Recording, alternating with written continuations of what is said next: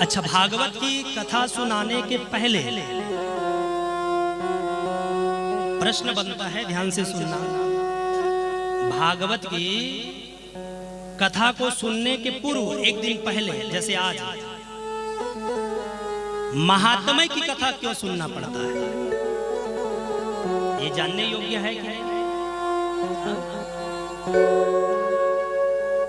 आप किस चीज का आयोजन कराए हो यहाँ? भागवत कथा का। आज कथा नहीं सुनाएगा भागवत का, तो भागवत की कथा कल से होगी। एक दिन पहले क्या सुनाएगा? महात्म्य। क्यों सुनाया जाता है? इसलिए क्योंकि जिस चीज का आयोजन हम अगर किए हैं और उनकी महत्व के बारे में हमें पता ना रहे, तो हम आगे उस चीज को या उस वस्तु को हम समझ नहीं पाएंगे। इसलिए जीवन में महत्व को समझना बहुत जरूरी है।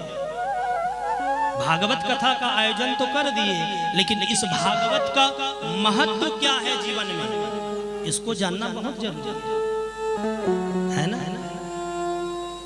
तो ये महात्म्य कोई और नहीं, भागवत का महत्व ही महात्म्य है। जैसे हम छोटे बच्चे थे ना, तो नोट की महत्व क्या होती थी ये आपको और हमें पता नहीं था।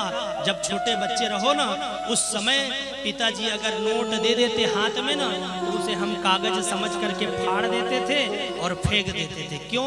क्योंकि उस समय छोटे छोटे बच्चे थे, नोट की महत्व के बारे में हमें पता नहीं था, हम नहीं जानते थे। अब बोले अब तो महाराज बड़े हो गए, समझदार हो गए, है ना? कहीं जाओगे रास्ते में 20 की नोट पड़ी रहेगी, बताओ उठाओगे कि नहीं? बोलो, कहीं जा रहे हो और रास्ते में कहीं 20 का ही नोट दिखाई देवे, तो क्या नहीं उठाओगे? हर कोई उठा ले।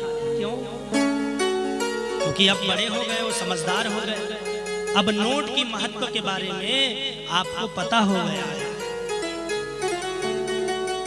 तो भागवत की कथा आयोजन तो किए, लेकिन भागवत का जीवन में महत्व क्या है, इस चीज के बारे में अगर हम ना सुने, ना समझे, ना जाने, तो फिर आगे भागवत की कथा समझ में नहीं आएगी। इसीलिए आज के